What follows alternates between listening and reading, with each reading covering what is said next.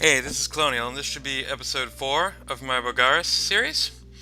And I've just begun my war with Marignan. Now, I was thinking I would take this province, then this one, then go for this one, but I'm a bit worried that he might have other armies coming. I'm thinking he might have an army here, and I cannot actually see that. Next turn I'll be able to. But if I went there, and he got this army, and this hypothetical army, join them together there, that might be a bit of a problem. So I'm thinking I'm actually just going to go ahead and try and take this army out while I know it's alone. He might be behind the castle walls, or he might be patrolling. Either way, hopefully I will win, conquer the castle. If he's behind the castle walls, that means I'll have a big stupid force to deal with behind the walls. If not, it means I'll have destroyed his force. So there's really not much this turn. Tianchi really looks like he's beginning to win the war with Pangea. It's good for him, I guess. But it does mean I don't get to snipe at a few provinces towards the end of the war, which I was kind of hoping for. Yeah, not too much. What am I doing for recruitment? I'm really hitting the masters of names, I believe. Yep, I'm getting 4 names. And I'm grabbing an astropologist to begin monthly recruiting winged dogs. And so the winged dogs is the first step to building me a blood economy. So that's pretty good. Let's see, is there anything else interesting going on? I'm building a few temples. I'm way behind on, let's see, Dominion graph. I'm second to bottom, so if I get a few temples on the go, that might help a bunch. Yeah, not too much this turn. Alright, let's jump to the next one. Alright, and the war rages on. Marignan sent me a message this turn basically complaining that I attacked him, saying I was going to regret it, but I don't think I will. I think he'll be a bit of a pushover, especially without that bunch of sacreds. The battle, his army retreated behind the walls, so I won't bother showing it to you because it's not a real battle. Bit of a shame. I would have liked to have dealt him a blow to the army, but as it is, it was a wise move, I think. He's going to be a thorn in my side there. The big problem is that with that army behind the walls, I need more men to tear them down. So I'm moving my army out, tempting him to come out from his cover, but I don't think he will. Also, he has patrollers on both of his forts, which is a clever move, because it means I don't get to see what's going on there. But if I conquer this province, I'll get to see what kind of army he has sitting here. Hopefully it won't be anything too terrifying. The plan is, this turn I'm grabbing, I also got a, 1,000 gold. Pretty nice. My events this turn were amazing. The other one was a Ring of Regeneration and a lab. So, that was very good. Ring of Regeneration is a 10 nature gem item that I might need at some point, so it's good to have. So I'm going to have a bunch of Void archers here, a bunch of Void javelineers here, and my army here. And the next turn I'm going to drop it all back on this castle. Hopefully then I'll have enough troops to start dealing them damage. What I think I'll do is also peel off my Knight Brigade to run around and conquer these. And then I will be happy to just wait around to crack this fort, I think. We'll see how that goes. On the home front, I'm grabbing 3 Masters of Names, a Starret, and I'm actually grabbing 2 of these here 5-fold Angels. Yeah, one of them is going to immediately go off and be a spy. The other one is going to be a blood hunter. He's just going to sit around to grab me 15 blood slaves, which I need to kickstart the economy. And then I think he'll go off and be an annoying spy as well, so that should be kind of fun. I'll show you that. But yeah, I'm no longer leaning as heavily on the throttle for Masters of Names, because if you look at the research graph, I'm pulling ahead of Baratos pretty significantly here. I think I could just go ridiculous on it if I wanted to, but I don't see the need. I'd rather just stay around the top of the pack and have more utility mages kicking around. So that's what I'll do. At some point I might just, if I have no real need for other mages, just pump out a bunch of Masters of Names. But for now I'm going to pull it down to 3 a turn. I could even go as low as 2 a turn, depending on things. In the Starets, I'm going to, from now on for the rest of the game, just recruit Starets, but I'm really hoping for an Heir 2. Heir 2s are what I need once I have the blood economy to start getting Storm Demons. I'd like to have, like, 2 Heir 2s, and then I could be getting 2 Storm Demons a turn. But right now I have yet to recruit a single heir 2. I have a blood 2, a death, and an astral 3. But no heir 2s yet, so that's a bit of a shame. Hopefully one will come along soon. Yeah, that's more or less it this turn. I will see you guys next turn. Okay, so things have changed a bit this turn. Nothing's really gone wrong, but let's see what the situation is. Basically, last turn he had no armies on the border, and I was like, I want to see his armies, blah blah blah. Well, I got to see his armies, and there are quite a few. He's got a bunch of useless chaff there and there, but here he has a bunch of hands of justice. I figured he'd lost them all to the Gath snafu, but it looks like he only lost half of them. So this might be a bit more trouble than I'd been anticipating. This war isn't going to be a cakewalk, I'm afraid. I was humming and hawing about what to do with my army.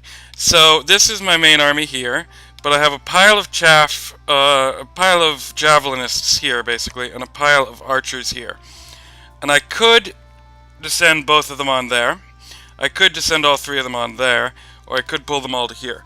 If I attack there, it probably would be fine, but there's a possibility that he pulls the Hands of Justice in, leaves them there, and I don't think that would necessarily be fine. I mean, that might happen and I might win and it would be great. But I'm not taking any chances. At this point in the war, it's going to be all about... This is where it's decided, basically. I'd like to get the war done quickly, but it's more important that I win the war. So, I'm being slow about it. My guess is that he's going to move those 2 armies to there, and then my whole army is going to be there, his whole army is going to be there. But just in case he's going to center his armies there, I'm going to pull back. That also means right here I have a huge batch, if you remember, of archers. And it'll be nice to get them on. I have Wind Guide, so they're not going to be as completely useless as they have been up till now. I've also changed my research. I've re-geared quite a bit because it looks like I have a real war to fight here. I've changed my research to actually grab flaming arrows. Now I've been poo-pooing the idea of Wind Guide plus flaming arrows with Bogarus, but I really do need better damage vectors. The Thunderstrike is not going to do it against these Hands of Justice, so I'm going to run off and grab Enchantment 4. I want Enchantment 4, I still want Thaumaturgy 4, and I'm going to want Evocation 6, actually. I think before this war is out, I would like to have, or at least Evocation 5, I would like to upgrade my damage outlay from Thunderstrike to something else. Evocation 5 brings me Gifts of Heaven. Evocation 6 brings me Magma Eruptions. Magma Eruptions is kind of the best thing I have available. It would do very well against the Hands of Justice. Gifts of Heaven, of course, would be useless against the Hands of Justice. And I'm not sure it would even be better than Thunderstrike generally. So I'm going to try and go for Evocation 6. But first I'm going to grab Flaming Arrows, because I reckon it would do pretty well against the Hands. At least Flaming Arrows plus Thunderstrike would do pretty well against the Hands. I've changed up my mage recruitment as well. I'm grabbing 3 more Astropelagists this turn. I'm grabbing an... Where is it? I'm grabbing an Alchemist, and I'm grabbing one Master of Names. I'm going to start seeding more Astropelagists into my main army. My guy who was sitting here summoning Smargles, winged dogs, is now going to join the army, and he's not going to join the Communion, but he's just going to sit on the edge and throw 3 Thunderstrikes just to increase my outlay a bit. And I think that's what I'll do with my new Astropelagists. I will have them not in the Communion, but doing Power of the Spheres. Once I get enough of them, I might enlarge the Communion, but for now, I think that'll help increase my damage outlay a bit, and I am pretty worried. If I fought this army alone, I would crush it. If I fought this army and this army together, any of these are no real problem. The real problem is here. If I just fought them, I might be alright, because there's only 70 of them, but as soon as he matches them with a bunch of chaff, it might be a bit more trouble. I would like to wait until Flaming Arrows is online before I engage with them, to be honest, but it might have to be sooner. Yeah, I'm obviously laying off the research a bit, but if we look at the research graph, my research is completely ridiculous right now, completely outstripping anyone else. So I think I have the leeway to lay off the Masters of Names a bit. Yeah. I'm building up a pile of astropelagists. I now currently am the proud owner of 5. One of them is with the army over here doing a bit of utility. I like to have one around just to give reinvigoration power of the spheres to the slaves, so that's what he's doing. But I should have 4 more, which is the beginnings of my next army. And I'm thinking my next army will be not astropelagists, but rather alchemists. But I'm going to need to have probably magma eruptions or possibly gifts of heaven online for that army to happen at all, which is why I'm not rushing it out right now. At first I was thinking I would grab 4 alchemists, but it's going to take a while to get up there to evocation 6, even if I just gun for it. So instead I'll boost up my first army here and slowly build up a pile of alchemists. Now I mentioned I've been grabbing these firebirds, and I don't really have anything better to do with my fire gems. So I think what I'm going to do is start building up a pile of alchemists and burn through all my death gems, and then hopefully when I'm running, fire gems, and then hopefully when I'm running out of fire gems, it'll be about the same time that my next army comes online. We'll have to see how that plays out. Baba Yaga is also grabbing a wall shaker, because as you noticed, I'm having trouble breaking the walls. I might grab as many as 3, burn up some of these air gems. I have a bucket of air gems, so a few wall shakers won't go amiss, I don't think. So that's more or less the state of things. I'm suddenly a lot more worried than I was last turn because of these Hands of Justice mainly. I don't know how many of them there are. Oh, it's too late now. Oh no, I did it. I'm throwing a scout at them just to see exactly how many Hands of Justice I'm dealing with.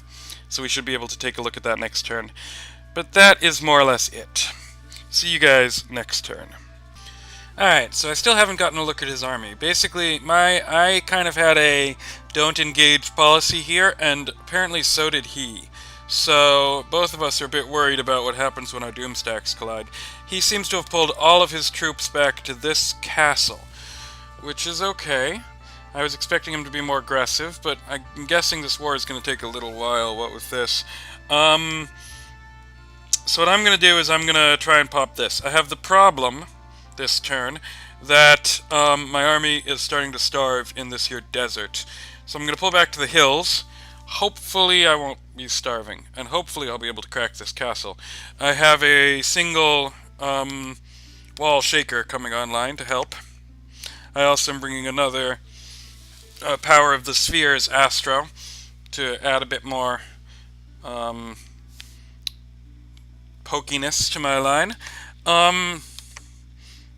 There's no chance of me doing anything other than well in this battle. The only question is, does he bring out his army to die, or does he leave them in the castle to be besieged? And I'm guessing he's going to leave them in the castle to be besieged, which is kind of annoying.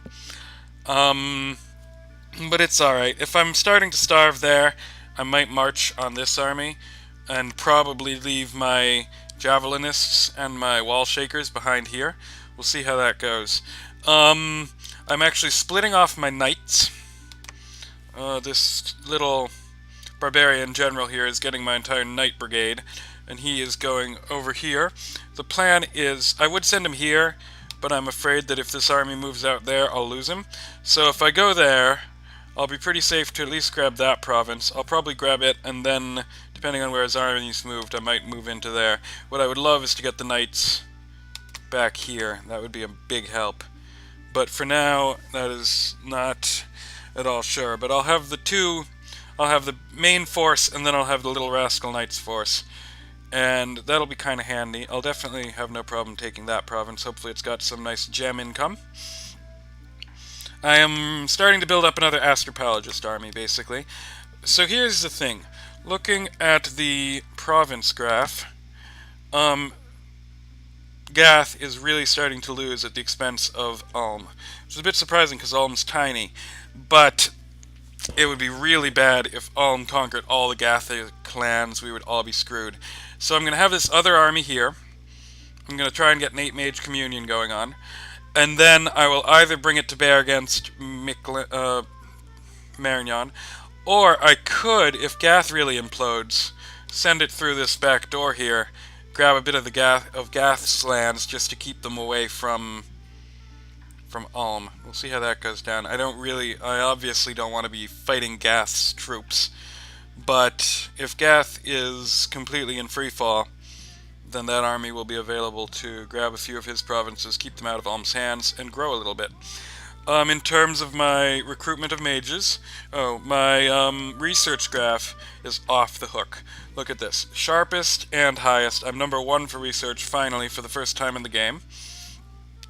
But I am still grabbing another Master of Names. Basically, it's no longer about trying to keep up with the others, trying to see where I am. Now I'm in first place. I'm probably going to be in first place for a while. So it becomes how fast I want to be researching, where I want to be getting my goals. And I'd love to see, as I mentioned, Evocation 6 at some point. So for that, I do need to up my research. So I'm going to keep going with a single Master of Names per turn for a while. I'm grabbing 3 more Astros. That'll give me 5 in the lab, because 2 of them have been sent off to war over here. Yeah, that's 3 Astros. I'm also beginning to grab my Blood Hunters. I have this one guy blood hunting a castle. He's grabbed 7 slaves. So that should be enough to start. Basically, I'm going to grab 3 Blood Hunters, and I'm going to grab 3 Sanguine Dowsing Rods. So with the 7 slaves in hand, I have enough to begin that process. It'll take me 3 turns out of 1 fort. Hopefully by then I will have a fair batch of winged dogs as well. I currently have 5. I'm grabbing a 6th this turn. 7 or 8 will be fine. The one thing is I have this little message here. Unrest in Bogarus is increasing. This could be the work of enemy spies. So I'm going to send my dogs on a spy killing mission in Bogarus for now. And then hopefully the spies will be dead and I will be ready to move the dogs over to my blood hunting province when my blood hunters come online. So everything's pretty good. There's another little strategy I'm doing that I haven't mentioned yet. I grabbed one of these sirens and I gave her a ring of water breathing. She is a seducer. She is a terrible... I mean, if the seduction fails and she gets into combat, she's an awful combatant. But she has really high value of seduction somehow. She has dream seduction, which is like better seduction. So what I'm going to actually do with her is try and seduce my way into this lake. If I can seduce all the commanders, then I can just attack the lake with her and everyone will retreat because I have no commanders. The problem is Tritons are amphibious, which means they won't happily move onto my lands above the water because they're amphibious, so I don't actually know exactly what will happen. So this is kind of testing it out, seeing how it goes.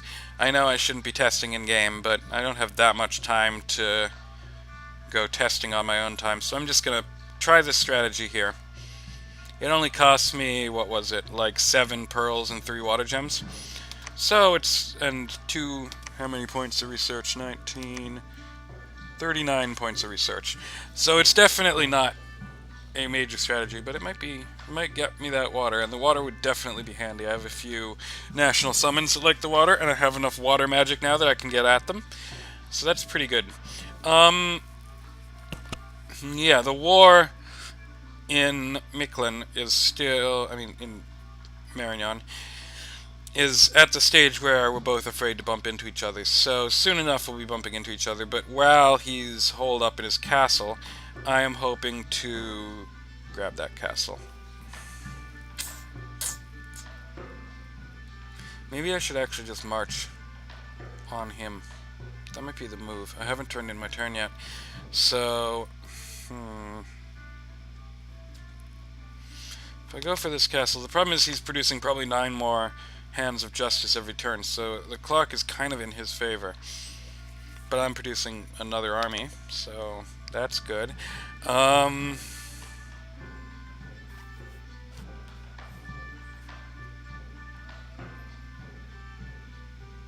Yeah, you know, fuck it. I will march forward. That means Wall Shaker sits at home, and Astrope goes to join the other army.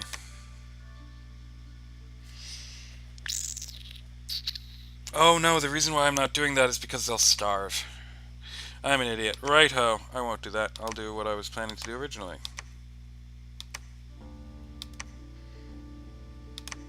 Excuse me, sometimes you forget plans. Yeah, I wish I could actually push on him, but let's look at it. My supply usage is 273, and the supplies there are 158. The supplies there are 254, so it's not quite enough. Yeah, what I'm gonna do is move there, and then hopefully I can drop off a bunch of voids.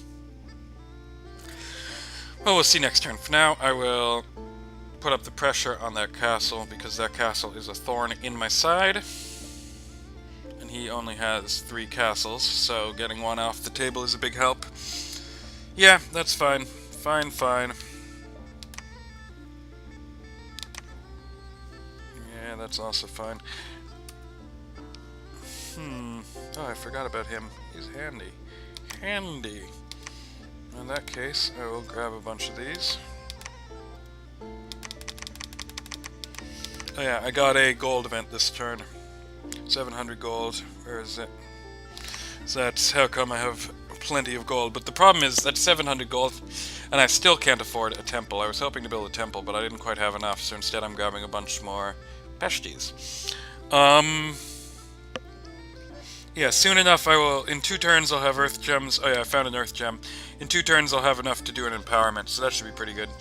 Yeah, that's more or less it this turn. See you guys next turn. Alright, so the war is puttering along slowly. He and I are both being very conservative with our armies, and nothing has changed. I fired a scout at him, is why we have the crossed swords here, but I didn't get to look at them because they're behind the castle walls. I do have this batch of knights, and they are going to conquer a province, so I am actually going to be conquering his provinces.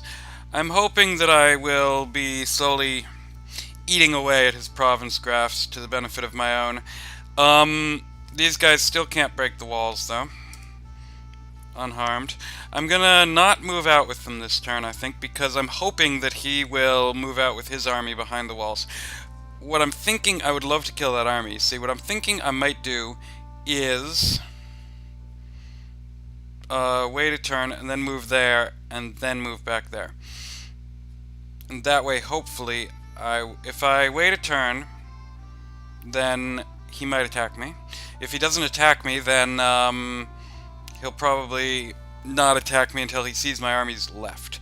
So, hopefully, that means once I leave with the army, then he'll get ready his attack, and then I will attack. And if I jump up and back down, I'll hit him the turn he's breaking out of the walls. That's the hope. I have another army coming along. It will be ready next turn. Well, all the pieces will be ready next turn. It will come together the turn after next. They will be only Astrapelagus and Pestes, basically. So it'll be just Thunderstrike with a wall of defenders. Pretty simple affair, but it'll be good to have a second army. That way I can basically leave them here, and this army will go up to there. Something like that. So it's all pretty slow in that regard. I have a few other things coming along. This Siren is coming online this turn. I also happened to check the mercenaries this turn, and the Master Druid is available. Now, the Master Druid is a Nature 2 mage, and I am lacking for nature. I would love to get a nature income on the go, so I poured the rest of my money into him. And I'm kind of hopeful I'll grab him. He's going to pop up there if he does, because this is a place that has a lab, but hasn't been site searched for nature. So I can have him pop up there, site search, and then I have enough gems to drop 2 horse spexes. And I'm hoping that'll wind me up with a nature gem. But we'll see how it goes. I'm grabbing one more wall shaker, even though I'm now thinking the wall shaker is not really the best call. But I have a bucket of air gems, so I may as well. I'm grabbing up a bunch more smargles, and then I will have enough for my blood hunters. I have my first of my blood hunters is online. He's building himself a sanguine dowsing rod. Next turn I'll have 2, and they'll build 2 sanguine dowsing rods. Turn after that I'll have 3 hunters, 3 rods, and they will go there. They'll meet up with the smargles and a couple of scouts, and I will have myself a proper blood hunting thing online. Now, I still don't have any blood research, but my research is so fast that I could grab 4 really easily. And there's plenty to do without having any blood research. In particular, My early blood slaves are going to go into empowerments. I'm still waiting, hopefully, to get an heir to one of these guys to empower up just to get a storm demon factory on the go. But I don't have any yet. But I'm sure they'll come. Next turn I'll get a new one, for example. By the end of the year, I'm sure I'll have one. What else? Yeah, a bunch more schmargles, then I'll be done with them for a while. Oh yeah, my recruitment, another of these guys, of course. And then one more after that. 3 more astropalagists, and then I will have my 8, and I will be done with them for a while. Another Master of Names, and a Starret. Next turn is when I will have quite a few fort turns to do whatever I want with, but this time I'm still finishing up the army. Yeah, that's more or less it this turn. And that'll be it for the episode. Provinces. I'm now tied for 4th from the bottom. I'm right in the middle, tied with Pan.